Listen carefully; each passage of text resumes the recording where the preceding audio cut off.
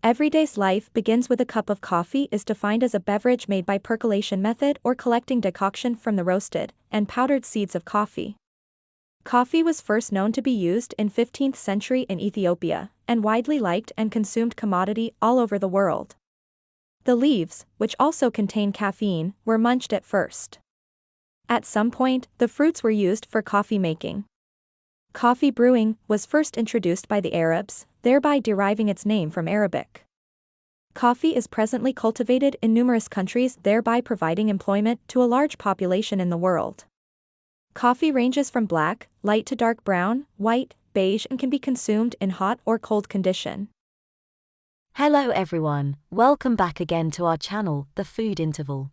Let's discuss the process of coffee production, from seed to cup. The journey of coffee from farm to cup involves several intricate steps that transform coffee cherries into the delicious beverage enjoyed by millions worldwide. Here's an overview of the process. Before moving further, join us on this delectable journey and become a valued member of the Food Interval community. Hit that subscribe button now, and let's savor the world of food and health together.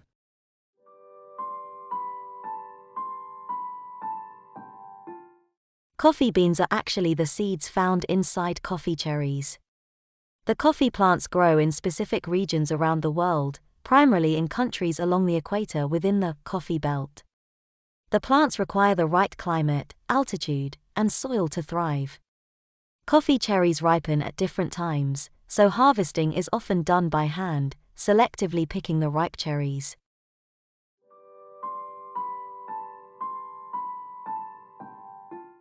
There are different methods for processing coffee cherries. Washed process: the cherries are pulped to remove the outer skin, then fermented to break down the mucilage before washing and drying the beans. Natural process: the whole cherries are laid out to dry in the sun, allowing the beans to ferment slightly within the fruit, imparting a unique flavor profile. Honey/pulped natural process: the skin is removed, leaving some of the sticky fruit, mucilage, on the beans, which are then dried.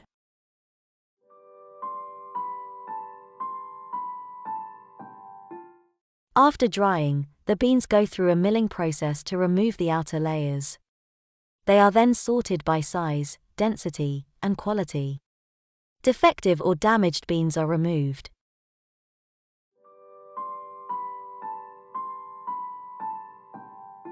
The sorted beans are packed into sacks and shipped to various destinations around the world, where they are usually roasted closer to the consumer markets.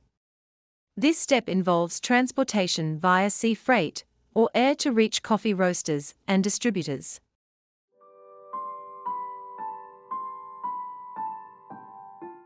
This is a critical step where the green coffee beans are heated, triggering chemical reactions that transform them into the aromatic brown beans we recognize.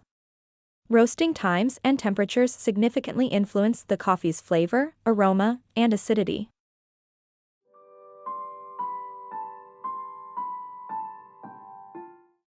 Once roasted, the coffee beans are ground into fine particles. The coarseness of the grind depends on the brewing method used.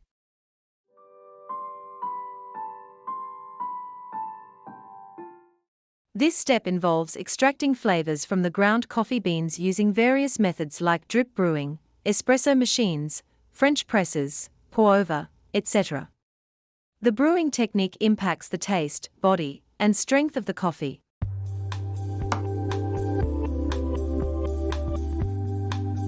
Finally, the brewed coffee is ready to be enjoyed. Some people drink it black, while others add milk, sugar, or flavorings according to their preferences. Each stage of this process significantly influences the flavor and quality of the final coffee cup, and many factors including geography, climate, processing methods, and roasting techniques contribute to the diverse range of flavors found in coffee. That's all for this series, hope it helps. Thank you for watching. Hey, have you gone through these series? Click to access here.